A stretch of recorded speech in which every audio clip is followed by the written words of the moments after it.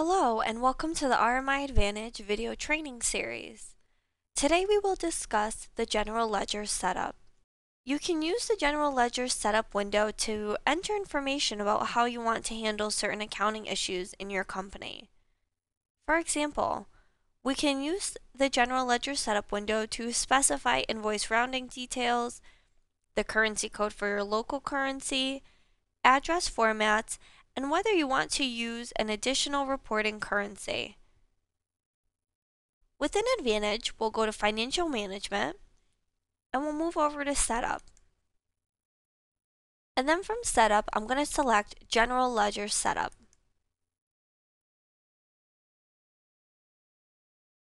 Now, I'll take a moment to go over each of the fields so that you have an understanding for what they do.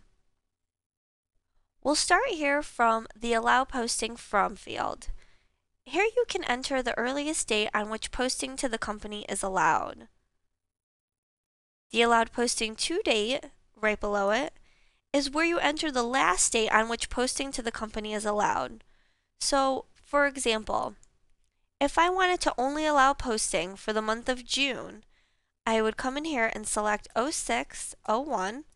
When I tab off, it'll bring in my year. And I want to do it until the end of June, so I'm going to select 06/30. Now, any transactions posted to the general ledger with that posting date will be allowed to post.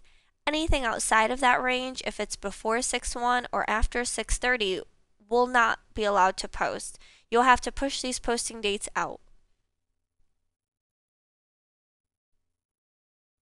The next field we're going to talk about is the Register Time field. If you place a check mark in this field, the system will start to capture the time that a user spends in a company. It's important to note that the time is rounded up. It can be rounded up as much as 30 seconds.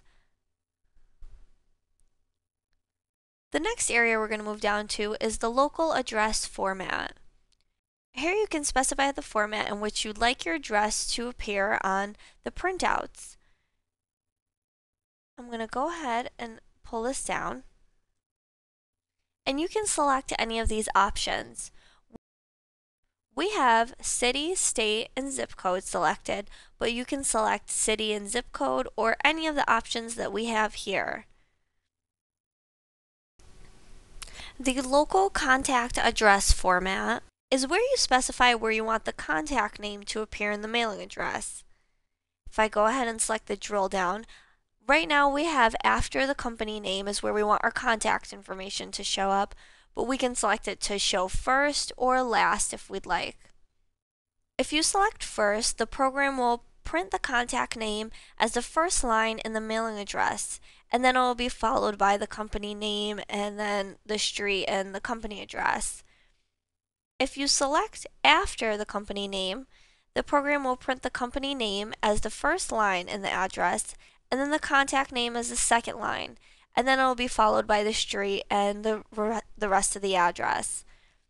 If you select last, the program will print the contact name as the last line of the mailing address, after the company name, the street name, the region, and the zip code. The local ISO alphabetic code is where we would select our country code. When I drill into here, we have them all listed.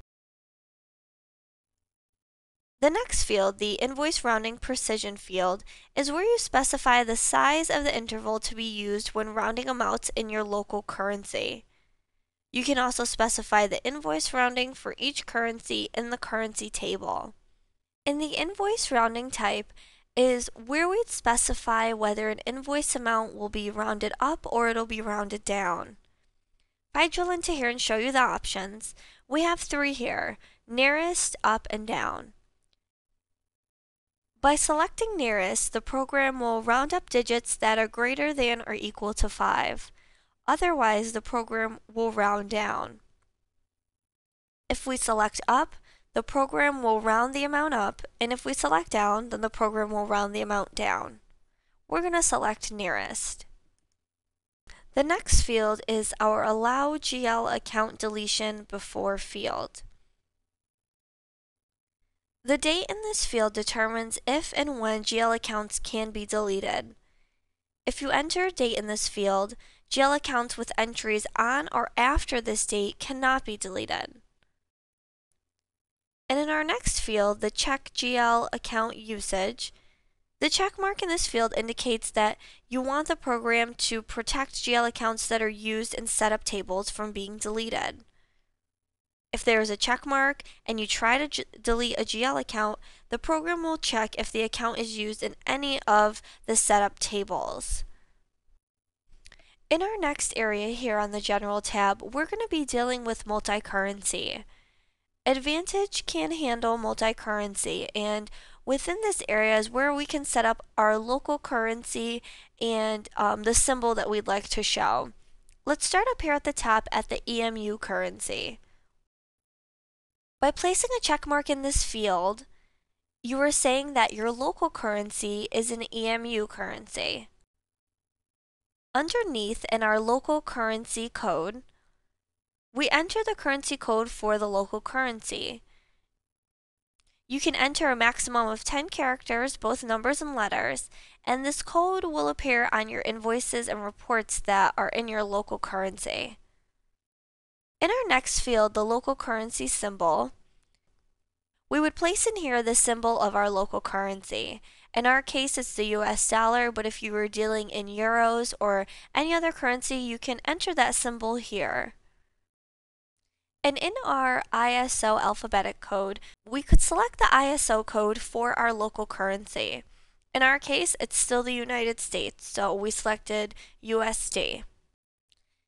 In our next area, the payment discount excluding tax field is where you specify whether the payment discount should be based on amounts including or excluding VAT. By placing a check mark in this field, the system decides what fields to use in order to calculate your payments discount. In our case, because there is a check mark, it's going to go ahead and use the amount field in the sales line table, or if you're entering the transaction in a journal, the program will use the sales or purchase field in the general journal line table. If you leave the field blank so that payment discount is calculated on amounts including VAT, the program uses the amount including tax field in the sales line table. Or again, if you're entering the transaction in a journal, the system will use the amount field in the general journal line table. In our next field, adjust for payment discounts, by placing a check mark here, you want the program to recalculate tax amounts when you post payments that trigger a payment discount. By placing a check mark here, you simply trigger the field or enable the field in general. To have the field be active for taxes, you'll have to go to the tax setup and select the adjust for payment discount field there also. And in our next field, the unrealized tax, the system will decide how to handle unrealized VAT if you do place a check mark in this field. If you do not post unrealized VAT, then you do not need to place a check mark in here. The next area, prepayment unrealized tax field, is where you specify whether you want the program to handle unrealized VAT on prepayments. In our next field, the max tax difference allowed, this field is where you can enter the maximum VAT correction amount allowed for the local currency. For example, if you enter 5 in this field for the currency of British pounds, you may correct VAT amounts by up to £5. In our case, we're going to keep it 0. In our next area, the tax rounding type, this is where you select how the program will round VAT when calculated for the local currency. If I select the drill down, it'll bring down my options and I have nearest, up, and down. If I select nearest, the program will round up digits that are greater than or equal to 0.5. Otherwise, the program will round down. If I select the up option, the program will round the amount up. And if I select the down option, the program will round the amount down. In our next field, the Bill to or Sell to VAT calculation field is where we indicate the VAT business posting group code on an order an invoice is copied from. If I drill into here and select our options, we have two. We have the bill to or pay to number, or we have the sell to or buy from number. If I select the bill to or pay to number, the system will take the VAT business posting group on a sales invoice and order and copy it from the customer. If I select it on a purchase invoice, then it will copy the VAT business posting group from the vendor. If I select the sell to or buy to from number, the system will select the VAT business posting group code on a sales invoice and copy it from the sell to customer. And on the purchase invoice, it will copy it from the buy to vendor. We're going to select the bill to or pay to number, which is going to select it from our customer card for our sales invoice and from our vendor card for our purchase invoice. In our next field here, the print tax specification in dollars field, by placing a check mark in here, we are indicating that an extra VAT specification in local currency will be included on documents in a foreign currency. This can be used to make tax audits easier when reconciling VAT payables to invoices.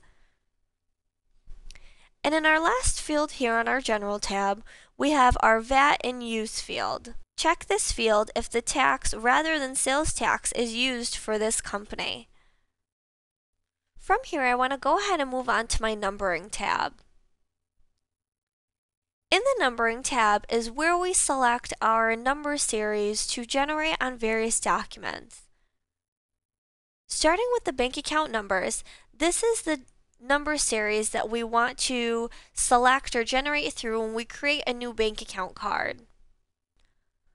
In our next field, the bank rec adjustment document number is the number series that pulls through on our adjustments tab of our bank account reconciliation. And down below, the deposits number is the number series that generates through when we create a new deposit. From here, we can go ahead and move on to our dimensions. I will not be covering dimensions in detail, but in this video, I will talk about where to set up the dimensions for the system, and that is from this tab. Above, we select our Global Dimension 1 code and our Global Dimension 2, and these are our dimensions that we use throughout the system. Underneath here, we can also specify 6 shortcut dimensions that we'd like. If you notice from here, my dimension code for Global 1 and 2 are grayed out. I cannot change them from this list. In order to change your global dimensions, you'll have to move down to your Functions button below and select Change Global Dimensions. From here, you have the ability to select the Global 1 dimension code and the Global 2 dimension code. And once you hit OK, the system will generate through and update the Global 1 and Global 2 dimensions on documents.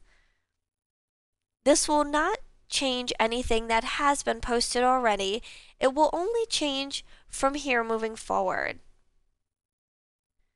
I'm going to select Cancel, and we'll go ahead and move to our Reporting tab. On our Reporting tab, in our first field here, the additional reporting currency is where you specify the currency that will be used as an additional reporting currency in the General Ledger application area. If you drill into this field, you will get the currency code table, and from here is where you can select and set up your currency.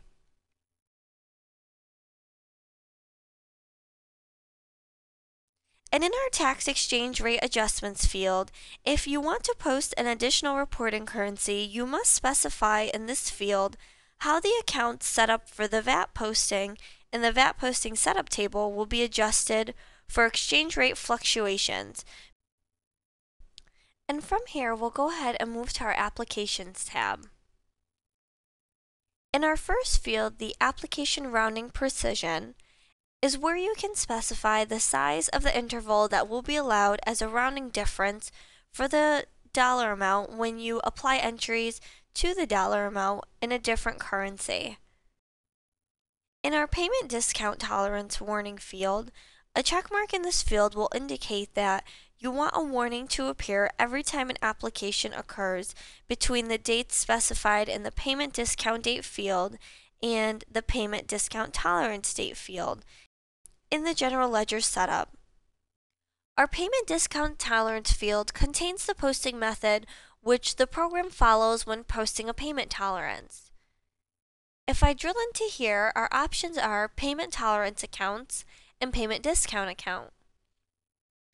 If I was to select payment tolerance account, the program posts the payment discount tolerance to a special GL account set up for the payment tolerance. The payment discount account, if I select that option, the program will post the payment discount tolerance as a payment discount. Now the next field that we're going to move on to is the payment discount grace period. In this field, you can enter a number of days that a payment or refund can pass the payment discount due date and still receive the payment discount. And right underneath, we have the payment tolerance warning field. By placing a check mark in this field, you want the system to present you with a warning every time an application has a balance amount within this max tolerance, this max payment tolerance field here. In our next field, the payment tolerance posting field, this contains the posting method which the program follows when posting a payment tolerance. And if I drill into here, I get a couple of options. My first one is the payment tolerance account. The program posts the payment tolerance to a special GL account set up for the payment tolerance. And if I select payment discount amount, the program posts the payment tolerance as a payment discount. In our next field, the payment tolerance percentage, this field contains the percentage that the payment or the refund is allowed to be less than the amount on the invoice or credit memo. And in our last field here, our max payment tolerance amount, this field contains the maximum amount allowed that the payment or refund can differ from the amount on the invoice or credit memo. To set up payment tolerances within the system, you would go down here to your Functions button and select Change Payment Tolerance. From here, you can select your currencies and your percentages so that you can change them. Once you hit OK, the system will generate through and update your fields. And the last tab here in the General Ledger Setup is our CCH tax. This is where the CCH tax setups are housed, and CCH provides you with the tax tables and tax updates. By placing a checkmark in the Use CCH tax, the system will use the CCH tax tables and tax information within the system. You also have the ability to drill in and select specific tax accounts for your transactions. This concludes the video on General Ledger Setup. Please be sure to watch all videos in the RMI Advantage video training series to make your job easier. Thank you and have a great day.